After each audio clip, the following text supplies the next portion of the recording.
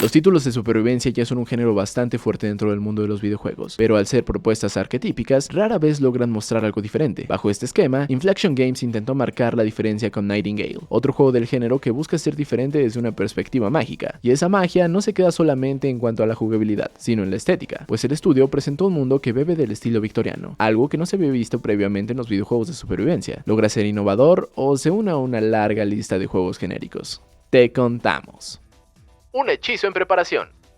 Antes de continuar, es importante recalcar que Nightingale es un juego en Early Access, por lo que no todas sus mecánicas están pulidas al 100% y se irán arreglando con el paso de los meses. Lo anterior lo vemos en los primeros instantes del juego al momento de crear a nuestro personaje, pues al hacerlo, pese a tener una gama muy amplia de personalización, hay algunos elementos no disponibles como cicatrices o tatuajes, pero el ser un Early Access no es sinónimo de malas mecánicas, pues desde que despertamos en el primer mundo, el detalle de los escenarios, enemigos, interiores y exteriores están muy bien logrados, dejando en ridículo a otras propuestas como el reciente remake de Ark Survival.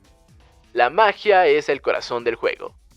Al igual que otros juegos del género, tendremos un medidor de hambre, frío, vida, etc. Y nuestra misión principal es explorar los escenarios para encontrar recursos como comida, materiales para un refugio y otros elementos para generar las cartas del reino, necesarias para abrir un portal a otro mundo. Esa mecánica de salto entre mundos es de lo más interesante y fuerte del juego, pues no nos limita a quedarnos en un solo escenario, sino nos obliga, para bien o para mal, a buscar un elemento ideal para abrir un portal al desierto, un bosque nevado o una playa, y así llegar a un lugar menos hostil o donde estaremos más cómodos. Curiosamente, esa mecánica es su talón de Aquiles, pues para poder llegar a otros mundos o obtener cartas, hay que pasar algunas misiones o mecánicas muy repetitivas para el género, y para quien sea fan de estos juegos de supervivencia, eso será un martirio.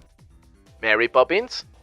De lo más llamativo y que ha hecho el juego seguramente viral en los últimos días es el hecho de que Nightingale te permite volar por los aires con una sombrilla estilo Mary Poppins, algo que es posible hacer luego de algunas misiones y obtener dicha herramienta. El vuelo es una mecánica interesante y divertida, sin embargo no es tan curioso dentro del núcleo del juego como algunos pueden pensar. Se trata simplemente de una función que nos permite desplazarnos del punto A al punto B, siendo la creación de reinos la verdadera magia del título. Por otro lado, hay algunos elementos que solo podremos obtener a determinada hora del día, por lo que si queremos obtener alguna hierba que solo crece de noche, nuestras cartas del reino nos permitirán crear un escenario de noche eterna para así encontrar lo que buscamos. Al final, Nightingale es una propuesta bastante interesante con una gran mecánica de creación y salto de mundos, pero sus elementos de creación y mecánicas generales de supervivencia son bastante genéricas y hacen que el juego no logre destacar en su totalidad. Afortunadamente, al ser un Early Access, hay posibilidad de que el estudio agregue un poco más de magia al juego y así entregar uno de los survival más innovadores en los últimos años.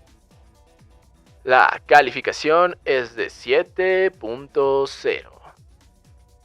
Pese a ser un Early Access, Nightingale entrega un concepto sólido que busca dar un toque de magia para innovar en los juegos de supervivencia, pero esta innovación no alcanza para las mecánicas de crafteo y gestión de elementos que hemos visto hasta el cansancio en innumerables títulos del género.